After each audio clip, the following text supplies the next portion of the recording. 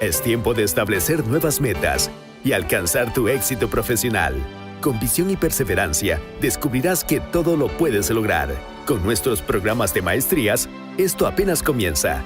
Ecotech te brinda la maestría para que comiences tu ruta a la excelencia. Porque las oportunidades solo se les presentan a los que están preparados. Obtén tu maestría en 12 meses y continúa superándote. Programa de Posgrado 2020.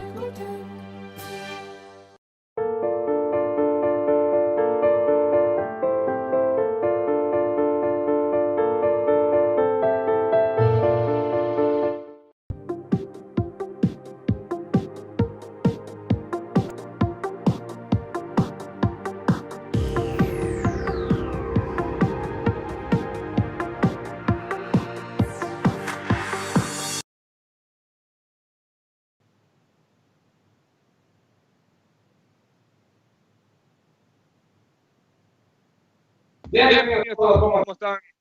Yo soy Anderson Boscan, esto es Café La Posta, un espacio para revisar la coyuntura política y la actualidad nacional.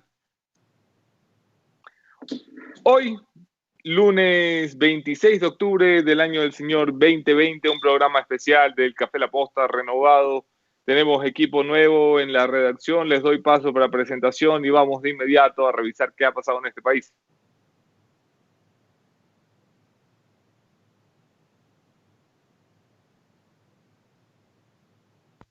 Amigas y amigos de La Posta, ¿cómo están? Tengan todos ustedes muy buenos días. Así es, un café renovado, nuevito para todos ustedes, con el cariño que les tenemos por su fiel sintonía a este programa de entrevistas Café La Posta. Yo soy Jeff Sanguña y para mí es un gusto poder acompañar en este espacio a Anderson y a Camila, a quien le damos la bienvenida también.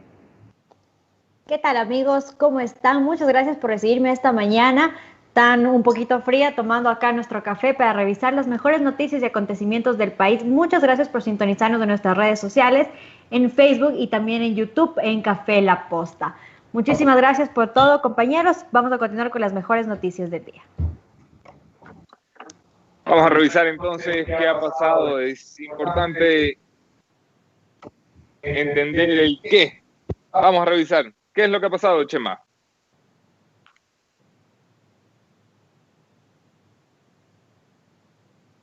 Ok. La ministra Romo, la ministra María Paula Romo, ministra de Gobierno, ha salido a la arremetida del ataque como defensa. Ha construido un nuevo videíto en redes sociales que como ha terminado por defenderse de la antesala del juicio político que se calcula ya de los votos suficientes en la Comisión de Fiscalización. Miren ustedes lo que les digo, los votos suficientes en la Comisión de Fiscalización a 10 días de que concluya el plazo para que la Comisión presente su informe. ¿En qué etapa estamos?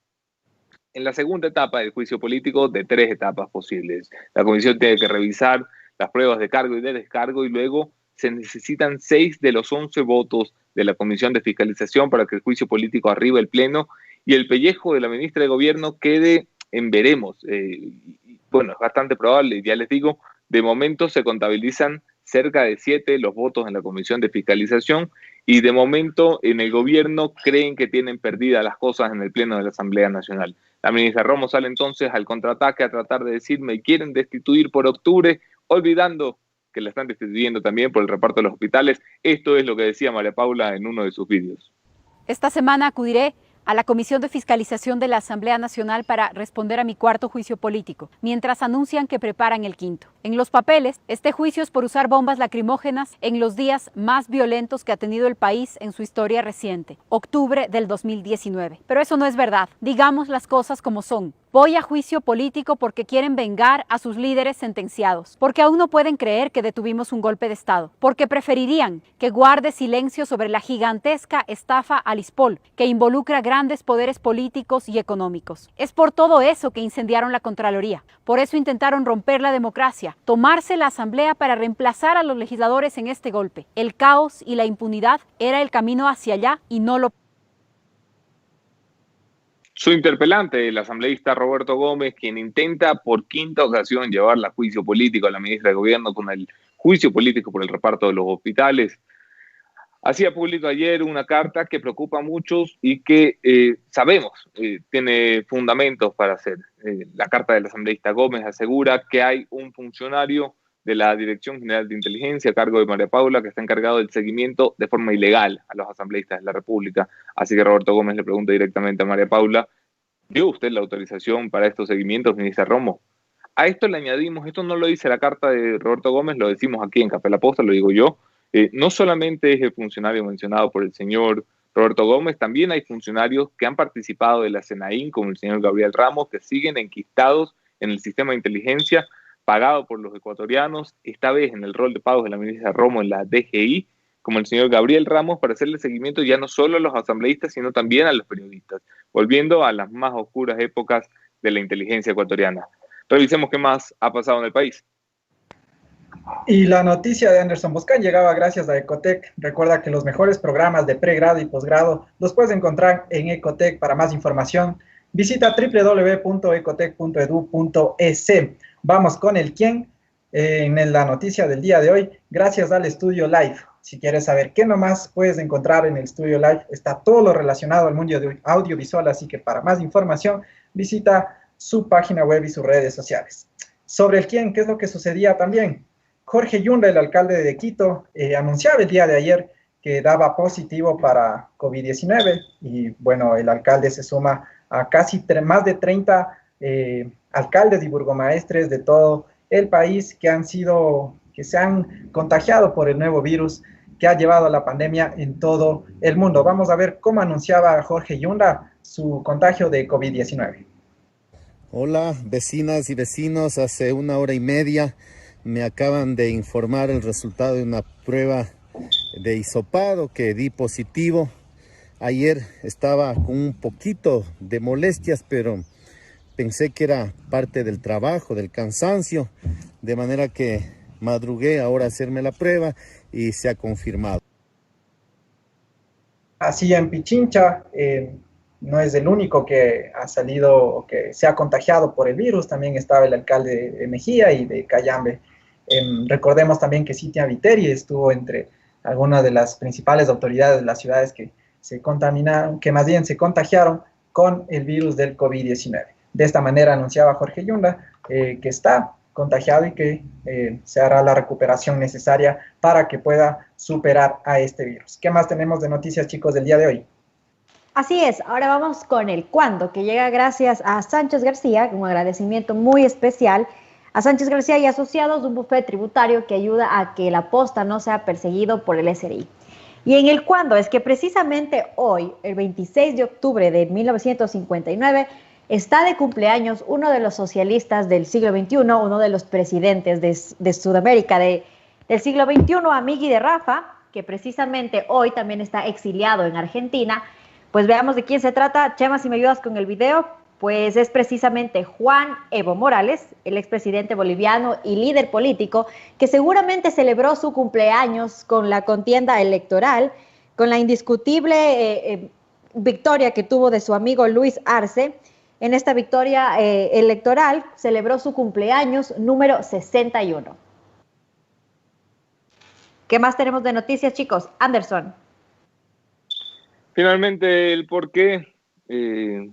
Bueno, vamos a darle una mirada a estos acontecimientos, porque resulta que tras el archivo de la causa que involucraba una acción penal entre el señor Juan Falconi Puig, exministro y ex embajador en la época de Rafael Correa, y el señor Fernando Villavicencio, periodista y hoy candidato a la Asamblea Nacional como investigador, se ha decidido que, bueno, que esta causa no tiene sentido, que no solamente es atentatoria contra la libertad de prensa, sino que ha carecido de todo sentido jurídico.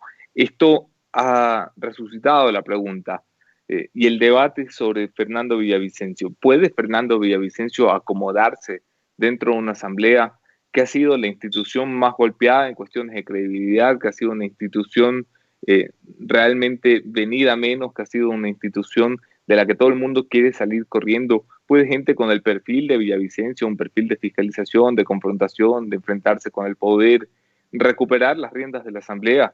Se lo preguntaremos de forma inmediata porque resulta que es nuestro primer invitado el día de hoy. Esta introducción ha llegado a ustedes gracias a Café Piedra Negra, que es el café que nos ha enseñado que si tiene buen aroma, tiene buen sabor. Así que vamos a darle paso a la entrevista, no sin antes anunciar la encuesta del día en nuestras redes sociales. En La Posta tienen ya la discusión si creen que una asamblea tan deslegitimada como la actual, la que está de salida, puede llevar a juicio político a un ministro de gobierno. Lo leemos en los comentarios, damos la conclusión al final de qué piensan ustedes y empecemos ya con la entrevista.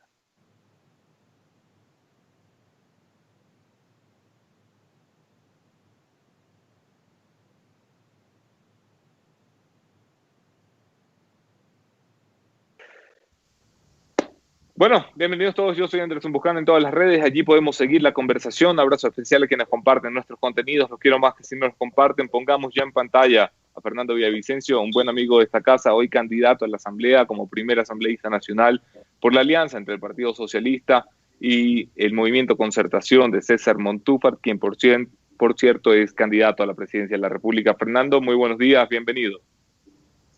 Un gusto, Anderson, como siempre, gracias por esta oportunidad. Hombre, una de las primeras cosas que se me ocurre cuando pienso en tu candidatura es, ¿te vas a convertir en un lobo solitario en una Asamblea Nacional en la que tienen ganas de todo menos de fiscalizar? ¿O cómo se puede hacer para contagiar del espíritu de fiscalización que representas para muchos a la mayoría de asambleístas? Bueno, se trata de cerrar el paso a esta espesa mala suerte, de dar un giro radical, y yo creo que no es posible continuar o hablar de democracia sin demoler este mamotreto de institución que se llama Asamblea, que no ha sido más que un patio trasero de los gobiernos autoritarios, que no es más que una comisaría de barrio del Ejecutivo. Si alguien me da un caso importante de investigación, de fiscalización que haya llevado adelante en los últimos 13 años de este mamotreto, pues yo me retiro. Esa es la razón principal de dar este salto, sí, complicado, Anderson, muy complicado. Lo hago incluso en contra de mis propios colegas periodistas, de mucha gente de mi familia, pero yo creo, ese es mi planteamiento, que es hora de que la gente buena, que somos la mayoría de ecuatorianos, ingresemos a la política y saquemos a patadas a los delincuentes que durante 13 años han copado todas las instituciones del Estado, porque todo está podrido, no solo la Asamblea. Mira tú, si la Asamblea tiene el 2% de credibilidad, ese señor que anda por ahí en Carondelet estará bordeando el 7 o el 8%, es decir, toda la institucionalidad del Estado delincuente está podrida, es un Estado delincuente. Sí, pero entre los muchos delincuentes que conforman y pueblan el Estado ecuatoriano, evidentemente la Asamblea es la joya de la corona de la delincuencia organizada que se ha convertido en clase y casta política en este país. Yo quiero insistir, yo no dudo de lo que tú puedes hacer. Lo hemos visto desde esta trinchera en la que has dado pelea, que es el periodismo. Yo lo que dudo es qué tanto puedes incidir si te conviertes en uno de 137. ¿Cómo nos garantizamos que no seas lobo solitario? Bueno, fui lobo solitario desde el periodismo. Muy pocos lobitos me acompañaron. ¿Sí? ¿Recuerda tú? Es decir, es posible, y se ha demostrado desde el periodismo, que no es una institución del Estado, ¿sí?, que está desde una esquina y que nos ha tocado pelear contra corriente desde la peor adversidad de la historia de este país, que es posible vencer siendo un lobo solitario, reitero, como poquitos lobos, sin tener poder. Entonces imagínate tú con un poquito de poder desde la Asamblea. Yo creo que lo que hemos hecho, multiplícalo por 10. Además, tenemos tantos casos pendientes que nosotros, ustedes también han investigado y que la justicia no se alcanza o no quiere. Y sin duda es tarea central de la legislatura, del nuevo Parlamento, que además hay que cambiarle de nombre, porque estos chavistas del siglo XXI le cambiaron hasta el nombre, le pusieron Asamblea. Nosotros tenemos que darle el peso, el valor histórico al Parlamento, un Parlamento que represente a los ciudadanos, la diversidad política, que sea el principal poder del Estado. Aquí el Parlamento nunca más debe estar de rodillas ante cualquier dictadorzuelo que llegue a Carondelet. La posibilidad de instalar una agenda de fiscalización está entre tus propuestas para los electores, Fernando. La agenda de fiscalización que llevas a la Asamblea Nacional es nutrida, es voluminosa. ¿Por dónde se arranca? ¿Qué es lo más importante? ¿Qué es lo urgente? ¿Qué es lo prioritario? Primer paso, demoler la ley de comunicación. Voy a honrar al periodismo. Si alguien reconoce en este país, es el periodismo de investigación el que un poco ha sacudido esta porquería. Y lo primero que tenemos que hacer es dotarle a la sociedad ecuatoriana de una ley de comunicación que primero garantice los plenos derechos de los ciudadanos a estar bien informados, a acceder a la información. Segundo, construir esta ley con ellos, con los ciudadanos, con los periodistas, con los medios, con los gremios, con la sociedad entera. No queremos ir a parchar estas leyes. No sé si están de acuerdo conmigo los colegas, pero tenemos que construir una nueva ley de comunicación moderna que esté de acuerdo a los tiempos y al sentir de los ciudadanos, de las nuevas tecnologías. Primero. Segundo, vamos, en efecto, como tú señalas, a poner en agenda más de 200 casos de expedientes periodísticos que hemos trabajado nosotros y otros colegas para poner a caminar la industria de la fiscalización. Así como se ha generado aquí una industria de la corrupción, vamos a mover una gran maquinaria de fiscalización para demoler todas estas estructuras delictivas. Esto en el plano de la fiscalización. En el plano de la construcción de leyes tenemos muchísimas. Sin duda vamos a llevar adelante, por ejemplo, con la construcción de una fiscalía poderosa, autónoma, con una policía propia, con un instrumento propio de investigación. La Fiscalía General del Estado no puede seguir sometida a lo que diga el Ejecutivo, no. Lo que ha hecho la fiscal Diana Salazar es muy importante y tenemos que fortalecer el trabajo de la Fiscalía General del Estado, entre otras cosas. ¿Qué puede hacer la Asamblea? ¿Cómo le recuerdas a la gente para qué sirve la Asamblea? Porque como lo señalabas al inicio, son 13 años de ver una Asamblea que es un mamotreto, una secretaría extensiva de Carondelet, un grupo de alzamanos que le dicen, sí, señor presidente, aquí lo cuidamos. Desde Correa hasta Moreno. Aquí todavía se está cuidando al señor Martínez, que lo están dejando ir de vicepresidente del BID. Han pasado casi un año para que se atrevan a fiscalizar a la señora María Paula Romo, quien ha participado en el reparto del Estado, y han dejado por fuera a muchos que participaron de ese reparto, que ni siquiera están siendo fiscalizados por la Asamblea, aunque han sido mencionados en reportajes periodísticos como los que has firmado tú, los que ha firmado Cristian Zurita y los que hemos firmado otros periodistas. ¿Para qué sirve la Asamblea en realidad, Fernando? ¿Qué se puede hacer desde allí, además de las leyes?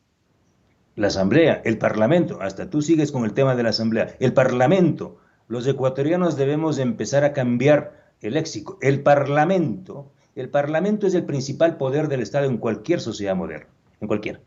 Sí, primero, si hablamos, por ejemplo, de impuestos, esa plaga que carcome los bolsillos de los ciudadanos, de los empresarios, ¿de quién depende que se construya una legislación democrática que garantice libertad para los ciudadanos y no el dogal de los impuestos? Tienes un Estado parásito que vive de impuestos, impuestos, impuestos, impuestos. A mí me dicen los empresarios cuando me preguntan, ¿y usted qué va a hacer, Fernando? Yo voy a hacer lo siguiente. Quiero un Estado que no joda a los empresarios. Dejemos trabajar en paz a los empresarios. Por ejemplo, ¿de quién depende esto? Obviamente del Parlamento. ¿De quién depende el tema de la deuda externa? ¿De quién? ¿Del Ejecutivo? No, depende del Parlamento. No podemos seguir con un Estado que abre una puerta para que entre un río de deuda condenando a nuestros hijos, a los hijos de nuestros hijos a no tener futuro. Mira lo que están haciendo ahorita. Ahorita está presionando en estas horas el Ministerio de Finanzas y el Ministerio de Hidrocarburos a Petroamazonas para que suban la producción, para que los chinos le garanticen al gobierno de Moreno un nuevo crédito de $1.400 millones. Es decir, nos quieran dejar condenando a nuestros hijos y a los hijos de nuestros hijos a seguir pagando una deuda, ¿para qué? Una deuda chulquera para gasto corriente. No podemos seguir así. ¿De quién depende esto? Del Parlamento. Y podemos hablar de las 20 razones más importantes de la economía, de la política, de la cultura, y casi todo depende del Parlamento. Por eso yo creo que ahora el Ecuador tiene que vivir un nuevo tiempo. El Parlamento será la principal institución política del Estado. la posibilidad de que el correísmo obtenga un bloque que se acerque por lo menos a la primera minoría está instalada en algunas de las encuestas que personalmente he revisado. En un escenario como este, ¿de qué valen las promesas de cambio si al final el mismo partido que ha gobernado en los últimos 13 años puede retener el control principal de la Asamblea, Fernando? Bueno, si has revisado todas las encuestas, también habrás revisado que quien lidera es Fernando Villavicencio. Es decir, sin duda, vamos a llevar al Parlamento, al nuevo Parlamento, el mayor bloque de ciudadanos nuevos, de gente buena.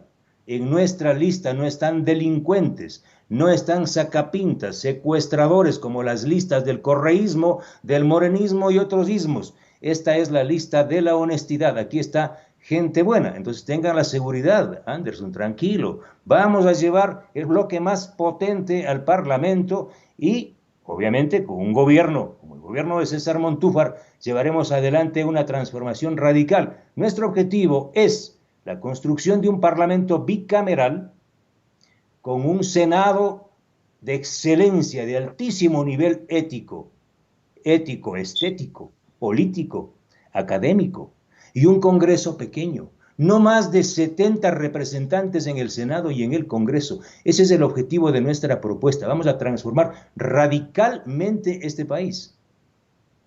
Maravilloso, esa me gusta. Hablemos de los problemas de la gente, Fernando, que suelen estar muy lejos de la corrupción, no porque no los afecte, sino porque hay otras urgencias. Cuando la gente se enfrenta al dilema de amargarse porque se han llevado la plata de los hospitales o buscar la forma de parar la olla, evidentemente la prioridad es parar la olla. Y si alguien tiene que ver con parar la olla, va a ser la próxima asamblea y la próxima legislatura, sobre la cual pesará la responsabilidad de entregarle a este país una reforma laboral, de aprobar las reformas tributarias que está exigiendo el Fondo Monetario Internacional y de delinear la política económica que saldrá evidentemente desde el próximo presidente que habite Carondelet. En este sentido, empecemos por el principio, una reforma laboral. Yo sé que tu corazoncito está un poco del centro hacia la izquierda. ¿Cómo te paras delante de la posibilidad de devolverle al Ecuador el trabajo por horas, por ejemplo? Te respondo después lo de la reforma laboral primero. Si tenemos un Estado podrido, sucio, corrupto, podemos conseguir y contratar el mejor modelo económico y de gestión de todo el planeta. Es decir, podemos contratar con los noruegos, con los suecos, que nos elaboren un modelo de desarrollo, pero si con ese modelo de desarrollo le entregamos a algún correísta desalmado de las uñas largas, sí, a Al Capone o a cualquiera de los que nos han gobernado y nos siguen gobernando, es decir, no sacamos nada. Tú puedes tener la mejor política de empleo, puedes tener la mejor política económica, pero si esa política económica la entregamos a manos de unos delincuentes que son los que los han gobernado, no va a pasar nada. Por eso, mi querido Anderson, lo primero que hay que hacer antes de definir las políticas laborales, las políticas económicas, etcétera, es limpiar este Estado delincuente, expulsar a las mafias del Estado, del Ejecutivo, del Poder Legislativo, del Poder Judicial, de todos. Y luego, ahora sí vamos a las políticas, vamos como a la política de empleo. Yo no me caso ni con mi corazoncito que está a la izquierda y también me tira para la derecha, porque este no es un problema ideológico, este no es un problema de derechas ni de izquierda. Igual nos han robado los de la derecha como los de la izquierda. Yo no estoy de acuerdo con defender las tan cacareadas conquistas laborales. Yo creo que la humanidad y este país está en un proceso nuevo y distinto, con una industria, con el crecimiento de nuevas tecnologías. Yo creo que en el mundo del derecho laboral hay que ser altamente creativo. Tenemos que abrir a nuevas formas de producción y nuevas formas y relaciones laborales. Yo no estoy para nada, mi querido Anderson, casado con el pasado, para nada.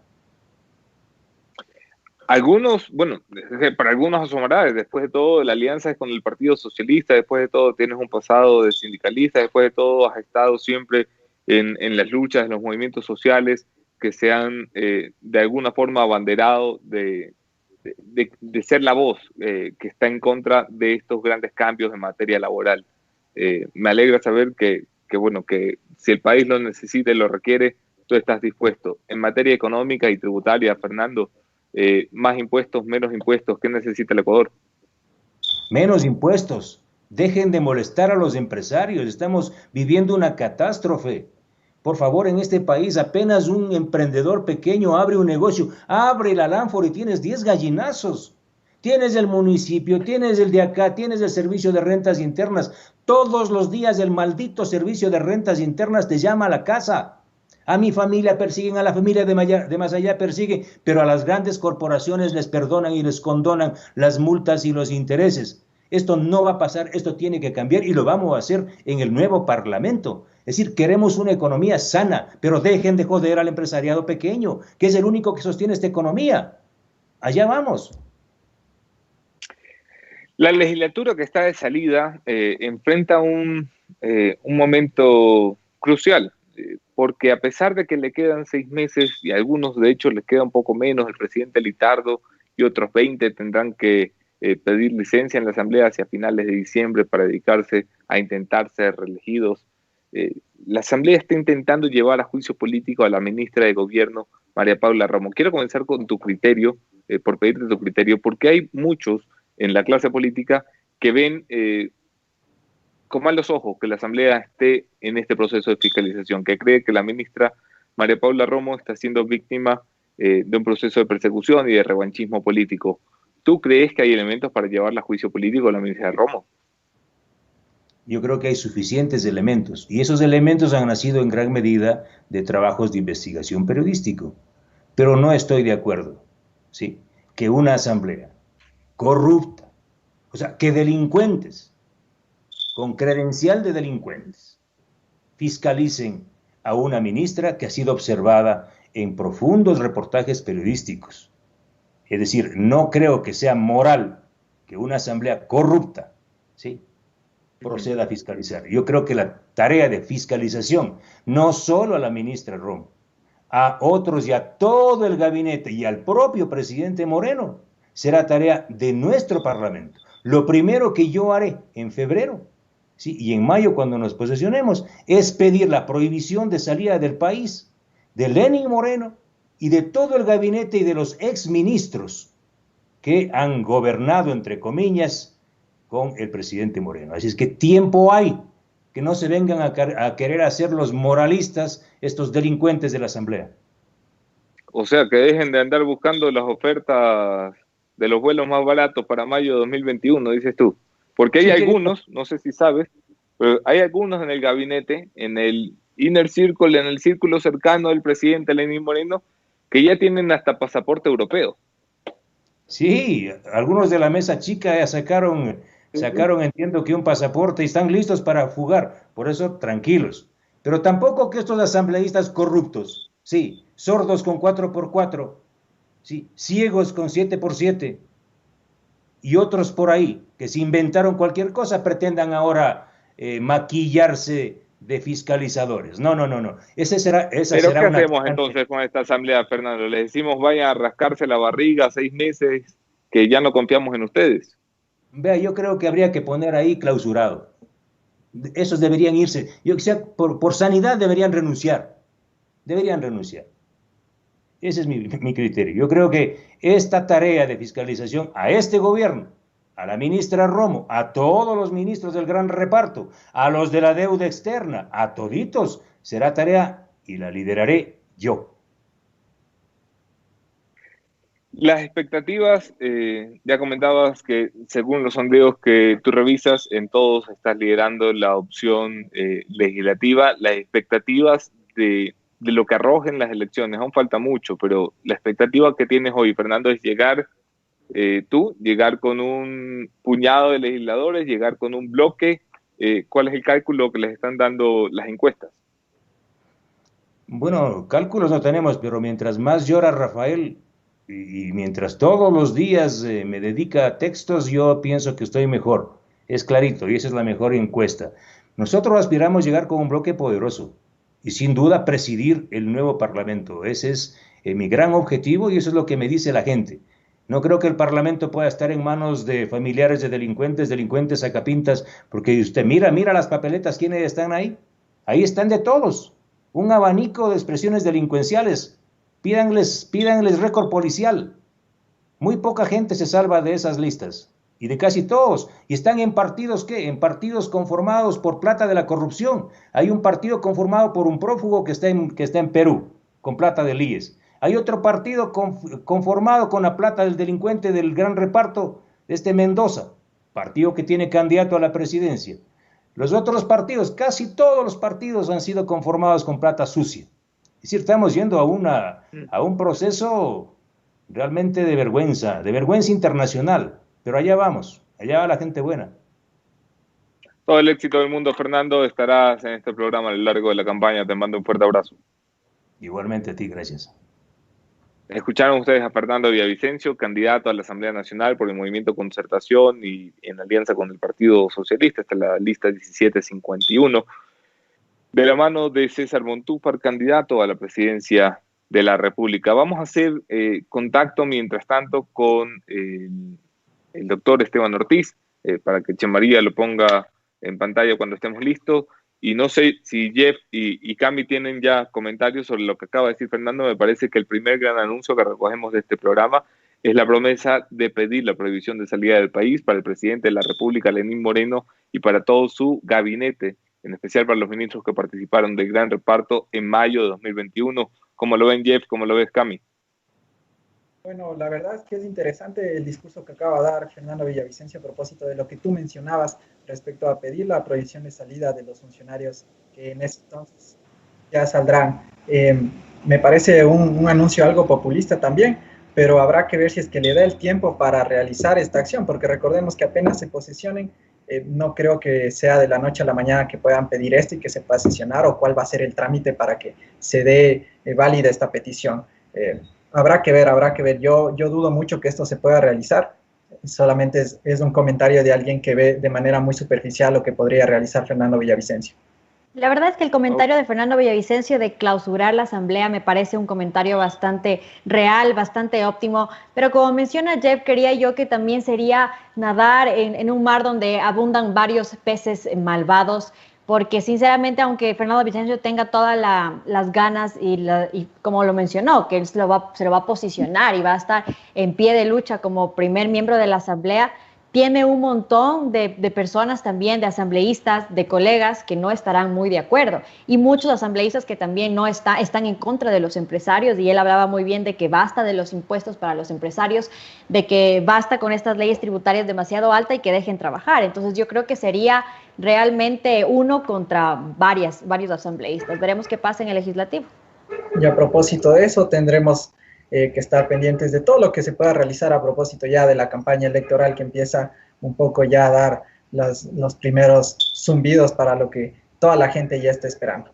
Queremos agradecer a Fernando Villavicencio una vez más por haber tenido el contacto con Anderson Boscan y haber atendido la entrevista en este café renovado. Cambiando de tema un poquito, todos ustedes habrán visto, por supuesto, lo que sucedió el fin de semana en cuanto a noticias relacionadas a la pandemia del coronavirus, es decir, en Europa se vuelve a dar una segunda ola de COVID-19. Es por eso que el día de hoy hemos invitado a una de las voces expertas y las voces calificadas para hablar sobre el tema. Me refiero al doctor Esteban Ortiz, médico investigador. Esteban, ¿cómo está? Muy buenos días.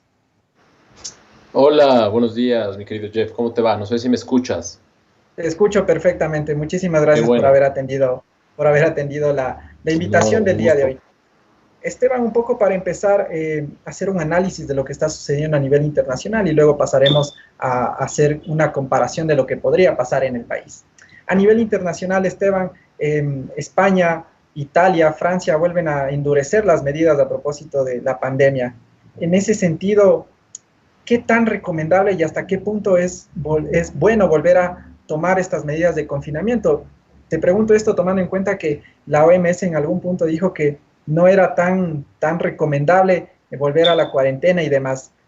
¿Cómo podemos sobrellevar la cuarentena o cómo podemos llevar la pandemia del coronavirus en Europa con todo lo que está sucediendo y una segunda ola que está preocupando ya al otro continente? Bueno, a ver, es importante entender que el confinamiento en España es totalmente distinto al confinamiento absoluto que tuvimos nosotros al inicio de la pandemia.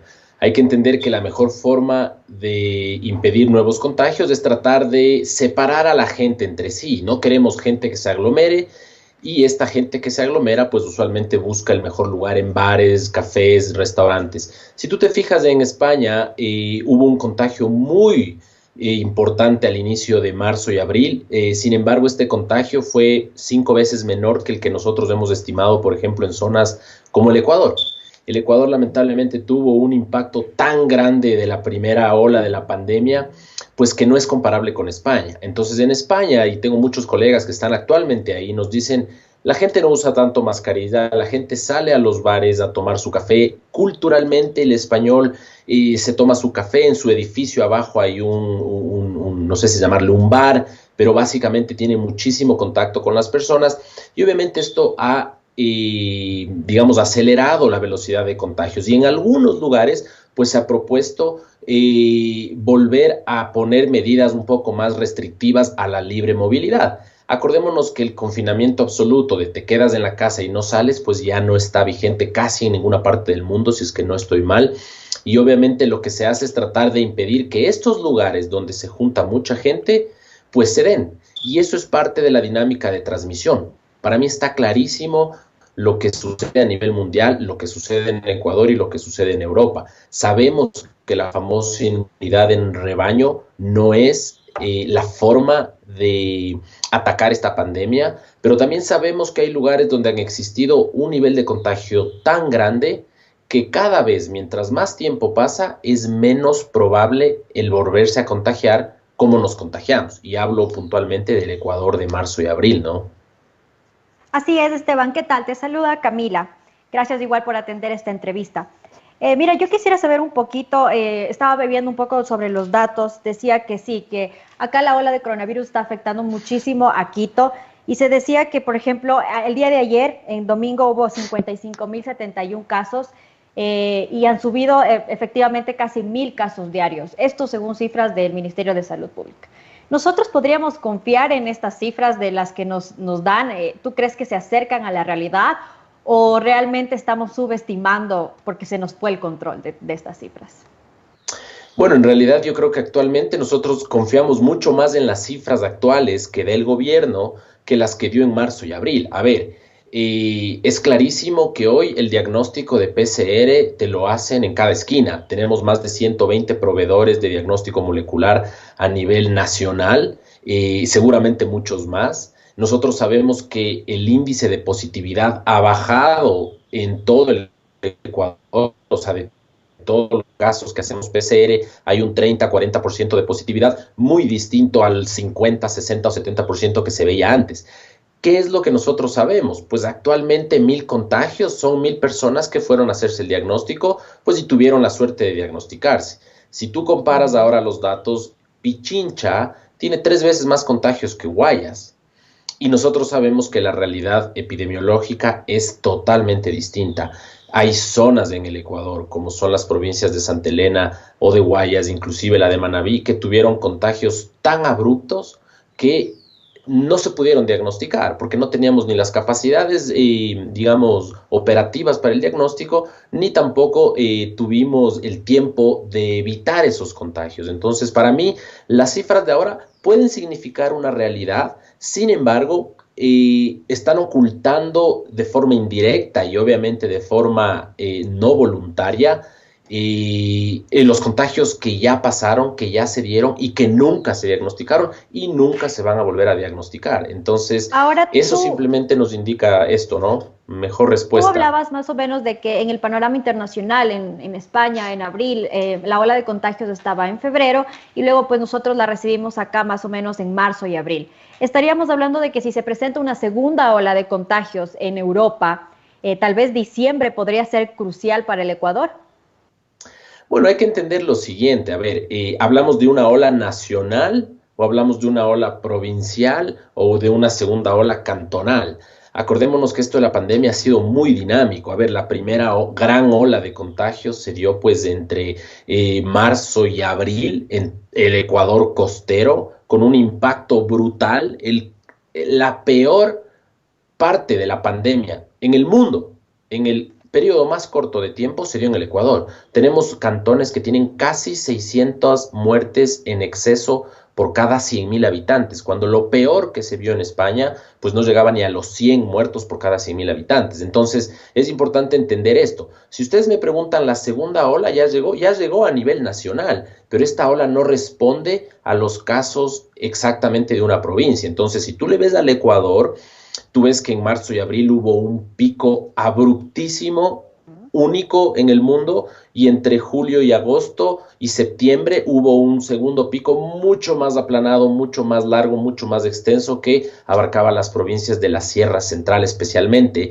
Y esa, si es que tú le consideras como país, pues ahí está la segunda ola. Si tú consideras solo Guayas como que tuvo la primera gran ola, pues hace un par de semanas empezamos a ver que existió un repunte de los casos en la comunidad, que yo actualmente lo cuantifico usando las muertes en exceso. Entonces tuvimos hace una semana y media o dos unos 70 muertos diarios en exceso en la provincia de Guayas, pues, y creemos que ese fue como que la parte más alta de esta segunda ola pequeña de contagios. Sabemos que los contagios no se van a parar hasta que tengamos vacunas seguramente, y estos contagios la idea es ralentizarlos, que no se den tan abruptamente. Entonces, si tú te fijas en los datos de muertes en exceso, pues Guayas tuvo una primera ola muy grande, y yo creo que hace un par de semanas tuvo una ola y está experimentando una segunda ola que no va a tener nada que ver con la ola que tuvimos. Y en Pichincha, pues se esperaría que esta ola se retrase mucho más y que tal vez la segunda ola de Pichincha y de Quito se dé pues tal vez 3 o 4 meses después. Una segunda ola, que sabemos nosotros que hablar de olas es complicado, sino hablar de un oleaje, porque tenemos más casos por aquí, menos por acá, y todo depende de y perdón que les interrumpo un segundo más, solo para terminar la idea. La población ya salió casi a niveles pre-pandemia. Nosotros hemos hecho el análisis de la movilidad en Google y en Facebook, y la gente casi se mueve igual que antes de la pandemia, y la proporción entre esa movilidad y los casos que se presentan es mucho menor ahora que lo que fue antes, ¿no? Excelente. Que se ve, puesto lo que tú acabas de mencionar, el tema de movilidad, de que la gente de alguna manera ya ha vuelto a tomar sus actividades normales, y parece que lo único que queda es de usar la mascarilla, pero no se ve un cambio en cuanto al comportamiento de distanciamiento y de tratar de contener el virus en la medida de lo posible que nosotros podemos realizar. Pero lo que tú mencionabas hace poquito, el tema de las cifras diarias por muertes en una u otra provincia, en una u otra ciudad.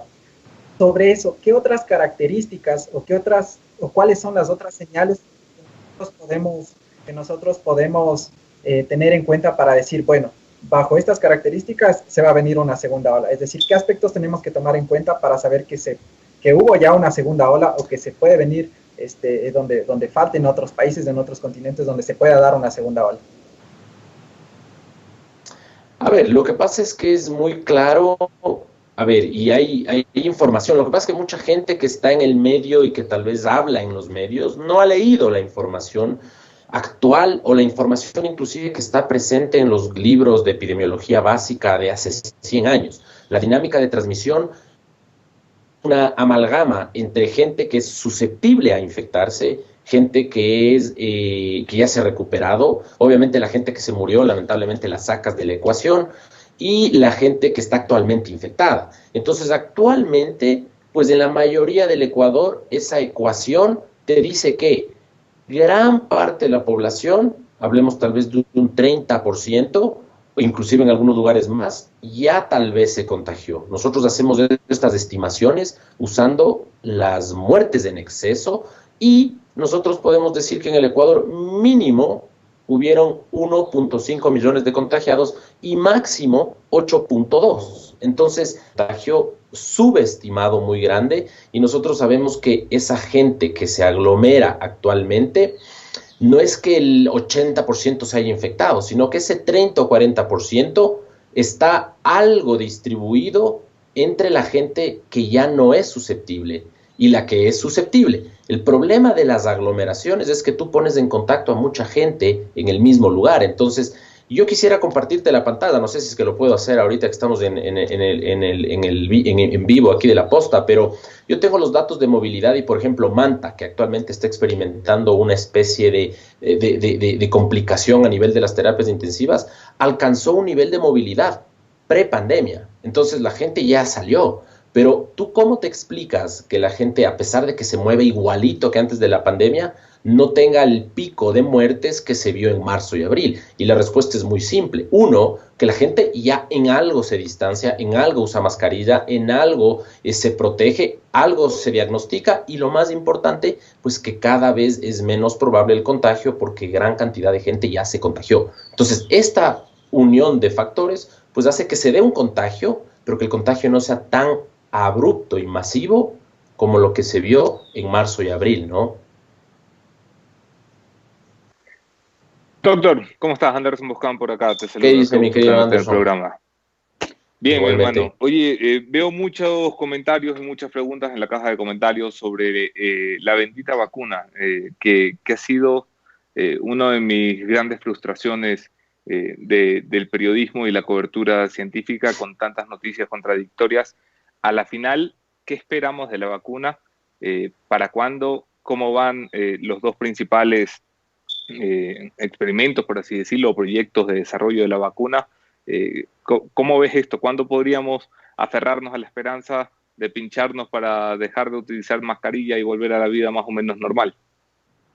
Perfecto. A ver, dos cosas. La primera, los datos. Bueno, sabemos que actualmente en la carrera de encontrar una vacuna, pues tenemos 5 vacunas que ya tienen aprobación, si se quiere, limitada para uso en seres humanos. Tú has escuchado seguramente Moderna, la vacuna, digamos, inclusive las vacunas que alguna vez se criticaron, como la de Gamalaya de Rusia y otras vacunas más. Todas estas están tratando de tener datos para demostrar que son seguras y que son eficaces. Ha sido un proceso brutalmente rápido. Usualmente se demoran 10 años en hacer una vacuna y hoy tenemos en un año candidatos fuertes a salir, ¿no? Sabemos que la tecnología ha ayudado muchísimo a que esto se acelere, pero a ver, esta es la parte, digamos, técnica, y yo espero que haya una vacuna que ya se lance, digamos, al mundo, que tenga aprobación ya para uso masivo.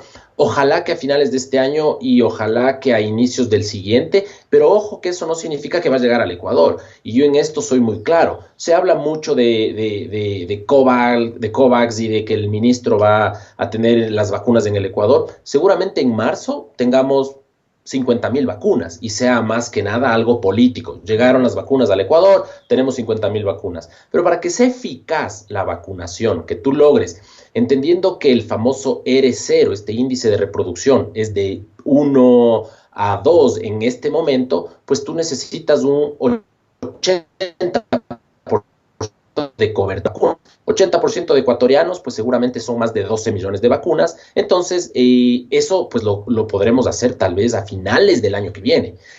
Esa es la parte técnica. Entonces, yo creo que sí va a haber una vacuna, creo que son muy eficaces, creo que van a ser seguras y seguramente cuando esto se masifique, pues volveremos a la normalidad como tal, aunque nunca regresaremos a esa famosa normalidad.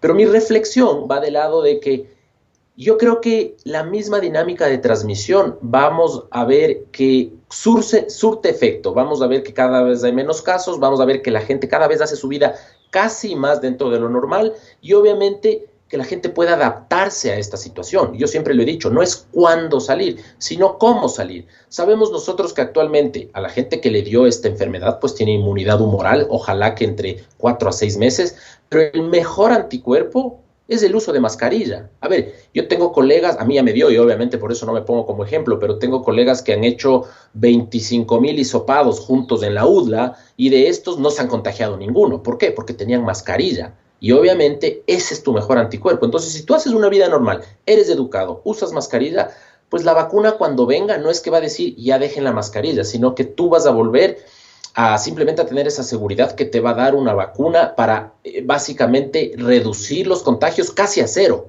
porque nosotros sabemos que la vacuna lo que busca es reducir los contagios a cero. El sarampión, por ejemplo, pues es muy agresivo, 95% de coberturas logran erradicar, básicamente eliminar los casos nuevos, pero un 80% de cobertura igual te da casos, ¿no? Entonces la idea de la vacuna es que no te vuelvas a tener casos. Yo creo que casos vamos a tener hasta finales del año que viene. Será básicamente, tal vez se vuelve estacional, se vuelve como la influenza. La influenza seguramente ustedes habrán escuchado, la gente se vacuna, los grupos vulnerables se vacunan, pero hemos hecho una vida semi-normal con la influenza siempre alrededor nuestro. Entonces yo creo que el panorama es prometedor, yo te lo digo muy sinceramente, basado en los datos, basado en la información. Yo no creo que vuelvan a llegar olas más grandes que las que ya tuvimos. O sea, eso me queda clarísimo. Matemáticamente para mí en este punto es imposible, a menos que este virus sea tan raro y que todo mundo vuelva básicamente a ser susceptible de un día para el otro. Pero a pesar de eso, ya nosotros usamos mascarilla, nos distanciamos y ya no nos aglomeramos en una discoteca con 20,000 personas en un concierto. Entonces nunca se van a dar esos contagios que ya vivimos, ¿no? Entonces esa es más o menos mi reflexión entre la vacuna y el futuro que se viene. Perfecto. Respondidas las preguntas que teníamos en la caja de comentarios de una voz experta, de una vez calificada sobre la vacuna y demás temas relacionados en la segunda ola de coronavirus, y que también lanza datos prometedores y que también da una esperanza, una luz al final del túnel a propósito de el COVID-19. Queremos agradecerle al doctor Esteban Ortiz por su participación en este programa. Esteban, muchísimas gracias y que tengas un muy buen día. Un abrazo a todos y cuidémonos mucho todavía. Hay que usar mascarilla hoy más que nunca, ¿no? Seguro que sí. Muchísimas gracias por haber estado aquí. Chicos, como ustedes lo escuchan, algo prometedor, algo que también llama la atención de todos nosotros para no desanimarnos. Seguro que esto ha cambiado la vida y ha puesto al mundo patas de arriba, pero también hay una luz al final del túnel. Mientras hacemos conexión con Pablo Encalada, nuestro último y tercer invitado, Anderson Boscan, usa mascarilla, por favor. Pues yo uso mascarilla porque si no mi esposa me pega, hombre. La tengo ahí como policía mirándome en qué momento me la quito. Pues ahí eso es información verificada y verificable. Así es, y así como decía... Yo la paso muy mal con mascarilla, pero peor la tiene que estar pasando Jacobito en la prisión, porque ha pedido Jacobito que le pongan televisión por cable, internet, le den una tablet al bebé, le pongan una mantita caliente. Esto ha generado un gran revuelo en las redes sociales, al menos en el último fin de semana. Jacobito, con el cariño que le tiene la gente, pidiendo todos estos privilegios. Tienes toda la razón, Anderson. Como decía Jeff, así como el coronavirus nos pone patas de arriba, creo que estas peticiones de Jacobo Bucaram también nos puso patas de arriba. Y antes de hacer conexión con el abogado penalista, pues les quiero nombrar cuáles son las peticiones que ha tenido Jacobo. Pues ha pedido una tablet que tenga audífonos y que tenga internet, que sea un internet de fibra óptica o algo así, para poder continuar con sus clases en línea, porque Jacobito también es estudiante. Ha pedido también un colchón ortopédico porque dice tener unos pequeños dolores de espalda, pues que le molestan, y que él tiene que dormir cómodamente cada noche mientras reposa donde están los piros. También ha pedido una cafetera porque como a nosotros también nos gusta el café, él también quiere tomarse su café toda la mañana mientras nos mira. Y también ha pedido una mesa de billar. Ha pedido piedra negra, ¿no? Que le lleven piedra negra a la cárcel. Por supuesto que sí, ha pedido que le lleven café piedra negra, que le gusta porque es un café pepa que endulza, que le va a endulzar la vida mientras está en la cárcel. Una mesa de billar, y luego de eso ha dicho que todo esto lo dejará en donación, en la cárcel lo dejará en donación, y pues yo asumo que dejará en donación a Daniel Mendoza, porque también es su compañerito de cárcel. Así es como vamos a hacer conexión con Pablo Encalada, a ver si ya nos tenemos ahí. Chemita, ¿me ayudas? ¿Qué tal, Pablo? Buen día, muchas gracias por aceptar nuestra invitación acá en Café La Posta. Pablo Encalada es abogado penalista y nos explicará un poquito sobre qué es esto, qué son estas peticiones de Jacobo Bucaram. ¿Es un derecho? ¿Es un capricho de él? ¿O cómo se trata esto? Pablo, yo quisiera saber lo que mucha gente se preocupa. Esto que ha pedido Jacobo Bucaram, ¿lo puede hacer cualquier otro preso que esté en la cárcel? ¿Cómo se maneja este protocolo de pedidos? Bueno, muy buenos días a ustedes, gracias por la invitación, saludo a toda la gente que los ve y escucha. A ver, es un poco jocoso, ¿no? Al menos de la forma como ha sido presentada esta situación de los pedidos de Jacobito. Sin embargo, lo que hay que decir es que los privados de la libertad han perdido su derecho de libertad ambulatoria, es decir, no pueden movilizarse libremente. Esto significa que solo ese derecho puede ser limitado, pero el resto de derechos todavía lo tienen, como el hecho de la educación, de la salud, más aún cuando se trata de una persona que está en prisión preventiva, es decir, ni siquiera pesa sobre él una sentencia de culpabilidad. Lo que leí es que el hombre había pedido que él pedía readaptar un billar que que estaba ahí en la cárcel en la cual él está, para luego dejárselas en ese sitio. Lo cierto es que la situación carcelaria, la situación que viven nuestros presos es degradante, ¿no? Es degradante. Y entonces lo que le duele a la ciudadanía o lo que le pesa al escuchar estas cosas es que ¿por qué van a haber tratos privilegiados en favor de unas personas y justamente en contra de quienes son acusados de estos delitos de cuello blanco? Entonces lo que espera la ciudadanía, y con justa razón, es que todos sean tratados de la misma manera. Hay reglas, hay normas que establecen con total claridad cuáles son los derechos de los presos, pero claro, tampoco es derecho de los presos solicitar que sean tratados de una manera, digamos, particularmente beneficiosa para ellos y que ellos puedan pedir para poder entretenerse, etcétera, etcétera. Por ejemplo, respecto de la tablet, él tiene derecho a una educación, pero en este caso la SNAI, que es la encargada de administrar el sistema penitenciario, tiene que facilitar un computador en el cual puedan turnarse o recibir las clases de manera que todos puedan tener acceso. Claro, tiene que ser comunal. Porque de hecho está prohibido legalmente y normativamente está prohibido que tengan dispositivos electrónicos con acceso a Internet. Pablo, pero ¿hasta qué punto es justificable o hasta qué punto uno puede decir, bueno, esto está dentro de mis derechos humanos y necesito esto porque es parte de lo que yo necesito? Es decir, ¿hasta qué punto es justificable el pedido no solo de Jacobito, que ya vemos que quiere por poco y sentirse como en casa, sino de otros presos más? Es decir, lo de la tablet no creo que haya mayor justificación cuando tienen un área especial de cómputo para que puedan seguir estudiando y demás. Es decir, ¿cuándo yo sé que es suficiente en cuanto a mis pedidos y hasta qué punto yo puedo decir, aquí terminan mis derechos humanos, aquí terminan mis derechos dentro de un centro carcelario? Es que los derechos humanos nunca terminan.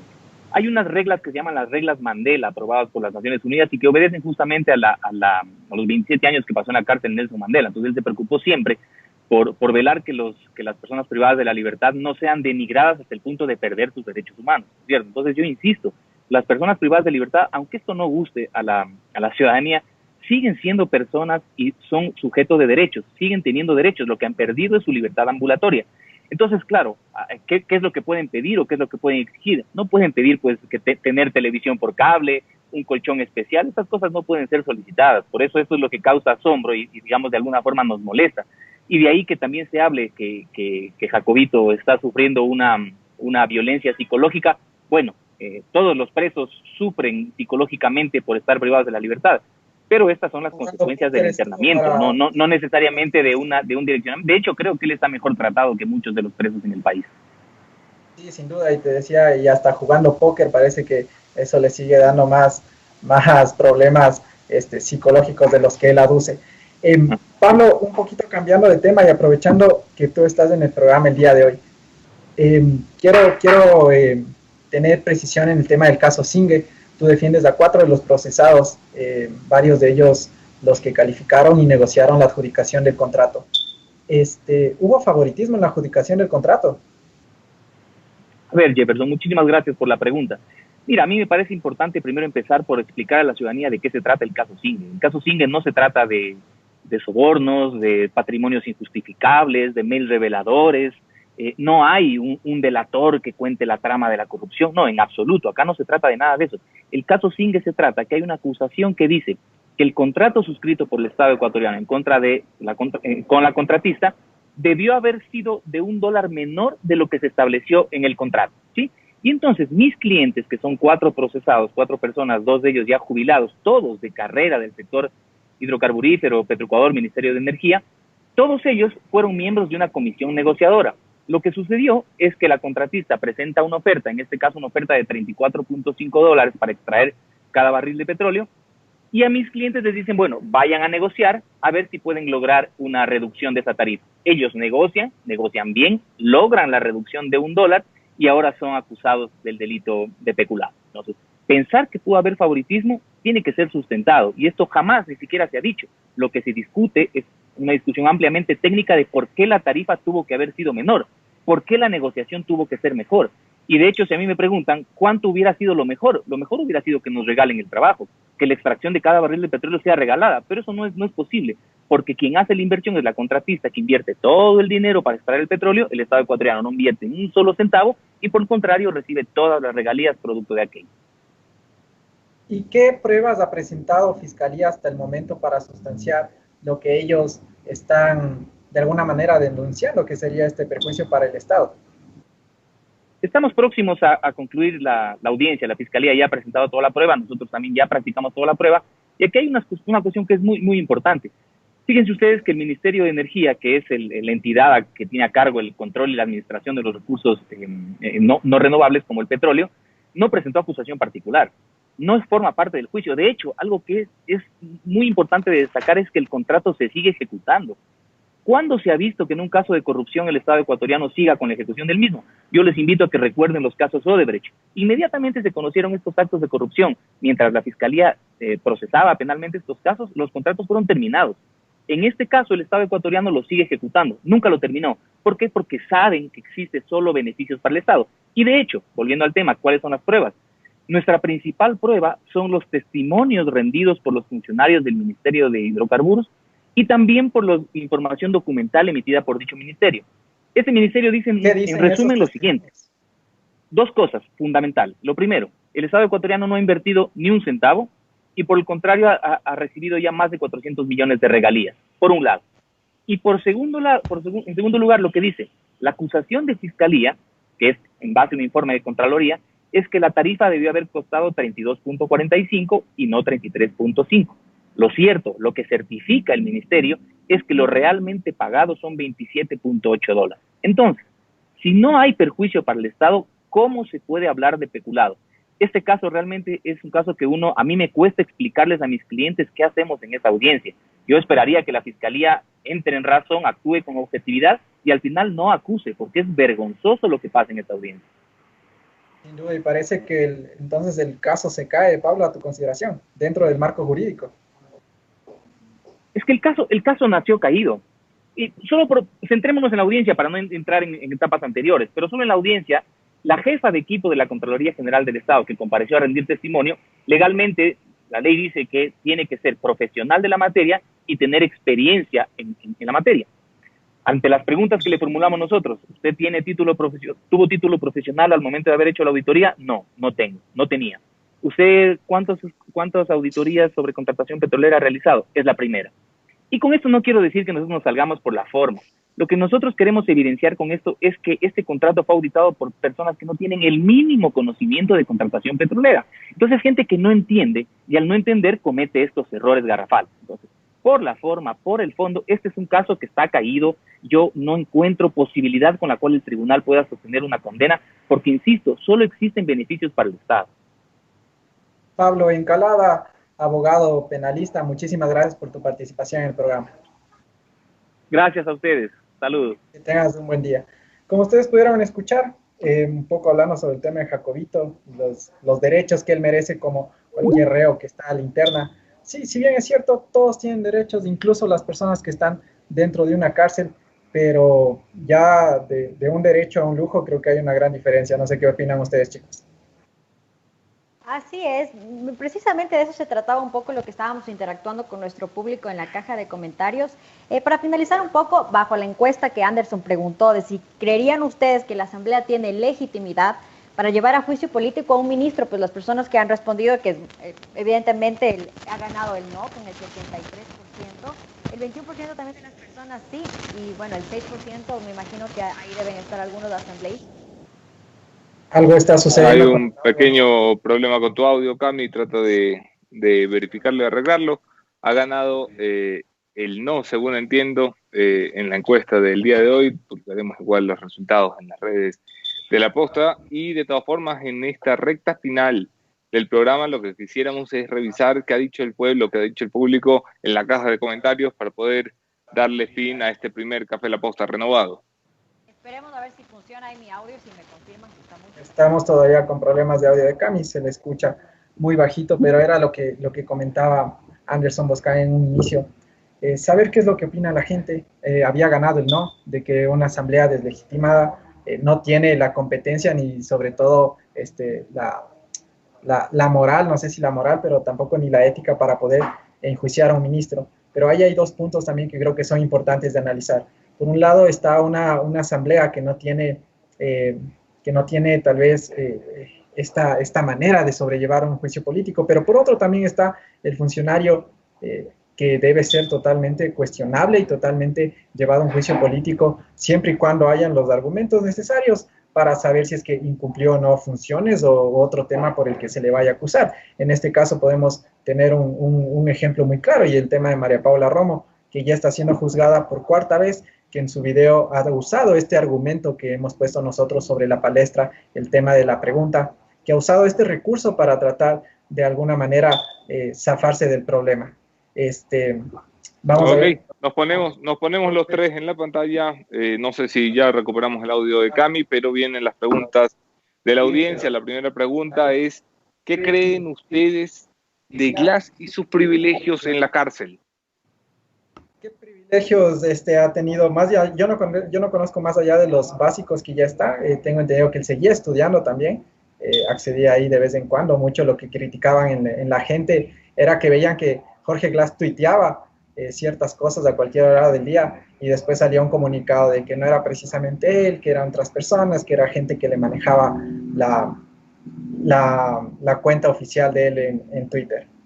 Incluso también hubo el rumor de que su tesis o había sido copiada de monografías.com o sacada de Wikipedia. Entonces me imagino que la mayoría del tiempo que pasó en la cárcel pues se pasó haciendo copy-paste, pero con una computadora que utilizaba personalmente en su cárcel, y eso es lo que hablaba el abogado penalista, que en caso de que exista alguna computadora en la cárcel debe ser comunal, debe ser como un cyber comunal para que todos los presos de las redes puedan utilizar. Entonces yo creía que también, se hablaba también de que Jorge Glass tenía un bar un tipo bar con sus bebidas favoritas en su cárcel.